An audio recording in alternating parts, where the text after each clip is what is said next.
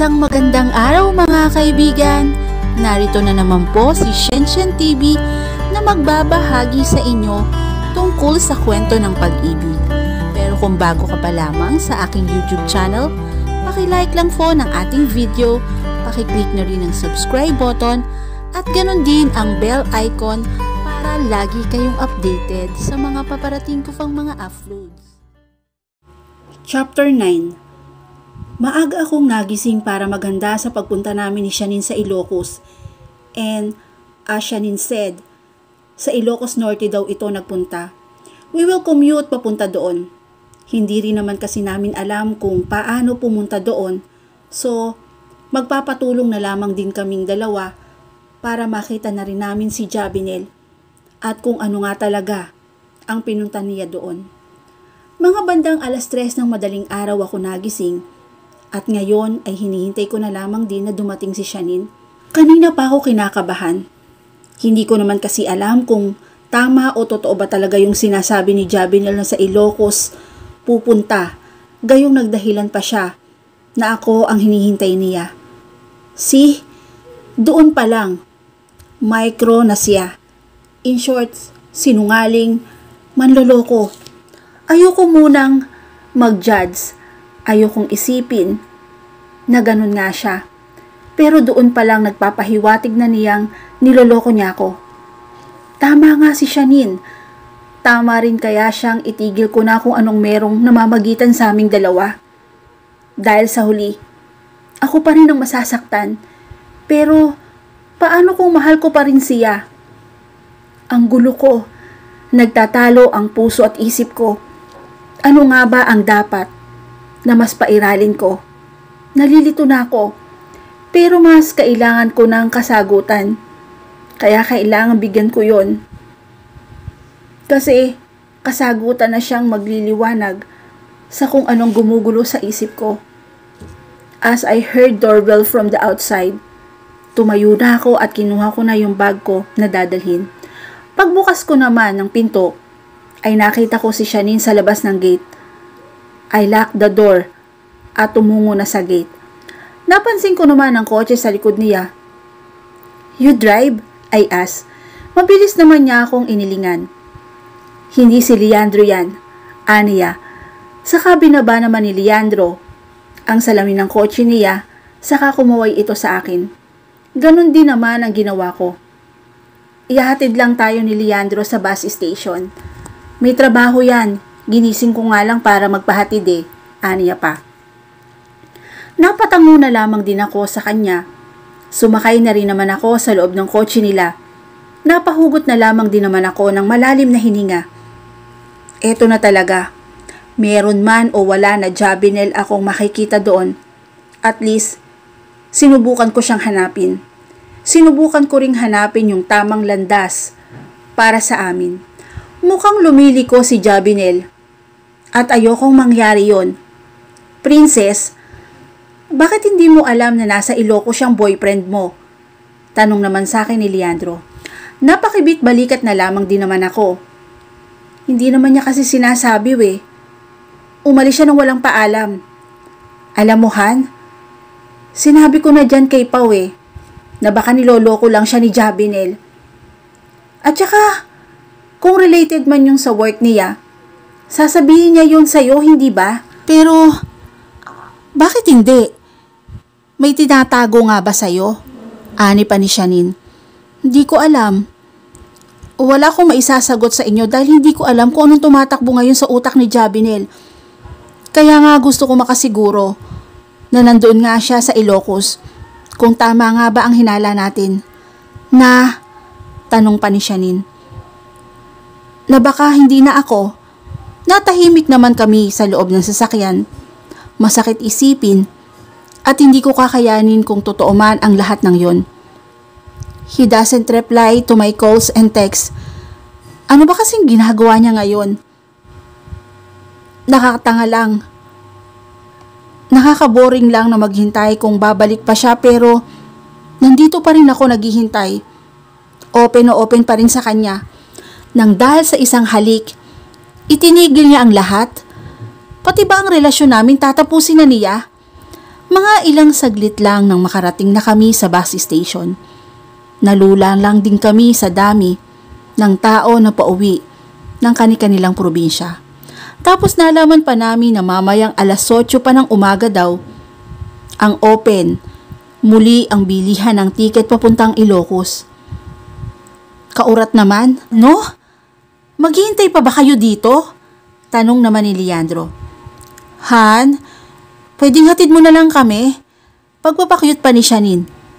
Adik, walang magbabantay sa kambal. At saka may aasikasuhin ako. Siguro naman, pwedeng hintayin na lang natin na magbukas ulit yon, ani ni Leandro. Ano pa? Linggo naman eh. Napapuntong hininga na lamang din naman ako. Magsasalita na rin sana ako nang biglang sumigaw si Leandro. Per, dapat naman namin. Ay hinanap kung sino ang kinakawayan niya. Nang matanaw ko naman kung sino yon, napalunok na lamang ako ng laway. Nang makita ko si Joliper. Tumakbo palapit doon si Leandro. Naramdaman ko naman ang pagsiko ni Shanine sa akin. Matawa-tawa pa ito. Saka ko siya hinarap. Ilang saglit lang ay tinawag kami ni Leandro palapit sa kanya dahil ang pabebe kong maglakad. Hinigit tuloy ako ni Shanine palapit sa kanya. Nang magtama ang mga mata namin ni Joliper, umiwas na lamang ako. May good news ako, ani ni Leandro. Ano yon? Tanong naman ni Shanine. Saktong-sakto dahil papunta si Joliper sa Ilocos ngayon. Talaga? Gulat na sabi ni Shanine. Sabay lingon kay Joliper. Papunta ka ngayon sa Ilocos? Tumango naman si Joliper sa kanya. Oo, bibisitahin ko kasi yung kaibigan ko doon, aniya pa. Pwede kaming sumabay? Ngiti pa ni Shanine. Shanine? Saway ko pa sa kanya. Ano? Ngisi pa niya sa akin. Sumabay na kayo pa. Lingon ko naman kay Leandro. Kaysa naman maghintay pa kayo na bumili ng tiket, at least ito libre. Mapapagkatiwalaan niyo pa ako, ani naman ni Leandro. Masyado siyang confident kay Joliper. Ano Joliper? Isasabay mo ba ang asawa ko? Mabilis namang sumagot si Joliper. Siyempre hindi. Natigil naman kaming lahat sa sinabi niya, saka siya biglang tumawa at napangiwi na lamang din kami. Siyempre, hindi ko hihindian. Ano ba? Sumabay na kayo, Shanine. At Princess, bumaling muli sa akin si Shanine. Ano, tara na? Kunot noo pa niya. Ayoko nang mag-isip pa. Kaya naman umuuna din ako sa kanila. Ayoko nang maghintay ng ilang oras. Basta magbabayad na lamang kami para sa gas. Sabi ko pa sa kanya. Shh, wag na. Pareho naman tayong doon din pupunta Pero kayo ang bahala. Ngiti pa ni Joliper. Hindi na wala ang mga titig ko sa ngiti niya. Kaya pumikit-pikit ako at bumaling sa iba. Bakit ba may ganitong epekto sa akin si Joliper? Minsan sa tuwing magtatama ang mga mata namin, napatulala na lamang ako. Pumasok na rin naman kami sa loob ng sasakyan. Han, mauna na ako. Mabuti na lang talaga nandyan si Joliper, ngisi pa ni Leandro. Oo, bantayan mo ang kambal ha, sabi naman ni Shanine sa kanya. Mag-asawang mag-asawa na talaga ang dating nilang dalawa.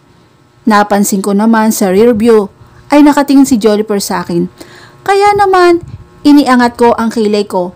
Natawa na lamang siya at tumingin sa tabing bintana. Umalis na rin naman si Leandro at pinaandar na ni Joliper ang sasakyan. Matulog lang kayo kung gusto nyo ha.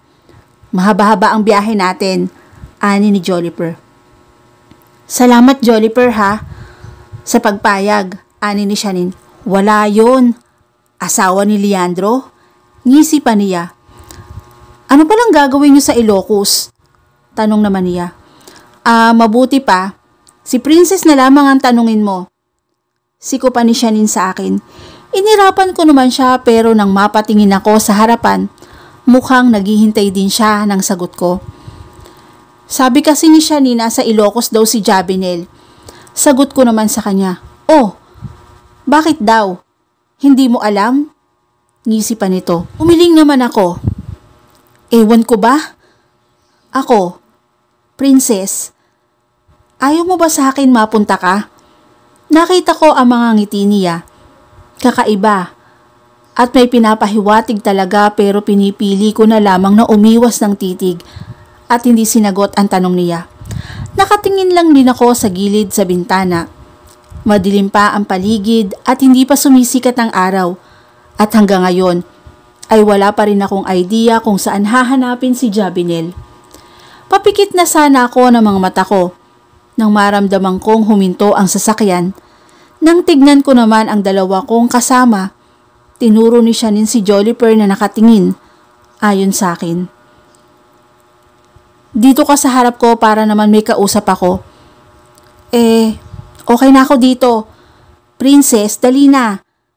Buti nga nasabay tayo eh. Sa sinabi ni Shanine, wala akong nagawa kundi sumunod na lamang din. Lumabas naman ako ng pinto at tumabi sa harap na katabi ni Joliper. Nginitian ko naman ito at hanggang doon na lamang yon. Habang nasa biyahe kami, tahimik lang kami. Si Shanine na nakatulog, ako naman ay may nakapasak na earphone sa tenga ko. Inaantok din pero pinipigilan ko lamang. Naramdaman ko naman ang pagkalabit sa akin ni Joliper kaya naman inalis ko yung nasa kaliwa kong earphone. May sinasabi ka? Sabi ko na nga ba eh, hindi mo ako naririnig. Nangisi pa niya. Ay sorry, lunuklaway ko pa. Ano ba yon? Mahal mo talaga si Jabinel ano? Diretso lang ang tingin niya. Sa kalsada habang ako ay napataas na lamang din ang kilay sa tanong niya. Oo naman. Bakit? He istrag. Wala naman. Kasi hindi ka mag-e-effort ng ganito para lang puntahan siya. Sayang, walang chance. Ha? Wala. Sabi ko matulog ka na lamang muna dyan. Mahaba-haba sobra ang biyahe natin, aniya. Sige, ingat ka lang, sabi ko pa sa kanya. Siyempre, hindi ko hahayaan ang taong nagbibigay saya sa akin ngayon. Hagik-gik pa nito. Muli ko namang inilagay ang earphone sa tenga ko at pinikit ang mga mata ko. Nagising lang ako nang maaninagan ako ng araw sa aking muka. Dahan-dahan ko namang minulat ang mata ko habang hinaharang ko ang kamay ko sa sinag ng araw. Oh, nagising ka na, ani ni Joliper. Malayo pa tayo, princess, aniya. Hindi, okay lang, sabi ko pa. Nilingon ko naman si Shanine at tulog na tulog pa rin siya. Tama ba yung ginawa ko na samahan niya ako? Kasi parang naiistorbo ko siya sa mga gagawin niya pero siya rin naman ang nag-i-insist na ituloy namin. Kaya eto siya ngayon, ang himbing-himbing ng tulog. Kaloka. Bumili pala ako ng breakfast natin. Here. At inabot naman niya sa akin ang brown paper bag. May kape pa. Ayan o, nasa harap mo. Bumili ka pa talaga ng ganyan? Oo, hindi naman kasi ako nag-almusal eh, kaya binilahan ko na rin kayo, ngiti pa niya. Salamat. Ano, hindi mo ba kakainin yan? Pagpansin naman niya, hindi ko kasi ginagalaw yung laman ng paper bag. Mamaya na lamang siguro. Okay. Pwede favor? Aniya. Napakunot naman ako. Pwedeng pasubo? Hirap mag-drive sa highway habang kumakain. Ngisi pa niya. Napatitig ako saglit at napabuntong hininga na lamang din. Kinuha ko naman yung binili niyang egg sandwich. Binuksan ko naman ang balot at siya namang pagkagat nito. Hindi ko maiwasang mapatingin sa Adam's apple niya. Nagtataas baba sa pagmuya niya. Oo na, hindi ko na itinatanggi na gwapo si Joliper, na malakas ang dating niya sa akin, kaya nga pilit kong iniiwas ang sarili ko sa kanya dahil baka kung ano pa ang mangyari. May iniisip ka ba? Ani niya. I shook my head and smiled. Wala. Saka ko nilapit muli ang sandwich sa kanya. At muli niya itong kinagat. Akin na pa. Mukhang nahihirapan ka eh. Hindi okay lang. Hindi ko rin alam kung bakit. Ang nasabi ko, nanlaki pa nga ang mga mata ko. Kaya naman ako na mismo ang nagbigay sa kanya nun. Kinain ko na lamang din naman ang akin pagkatapos noon ay nagpahinga muna saglit si Joliper at huminto kami sa isang gas station. Lumabas siya para mag-CR. Nasa Ilocos na tayo ah. Nagulat pa ako na magsalita si Shanine at nang lingunin ko naman ito ay gising na. Wala pa. Medyo malayo-layo pa tayo. Tulog ka pa. Tawa ko pa. Inayos naman niya ang buhok niya. Teka, bakit may pagkain kayo dyan? Turo niya pa doon sa balat na pinagkainan namin. Binigay ko naman sa kanya yung binili rin ni Joliper at kinain niya.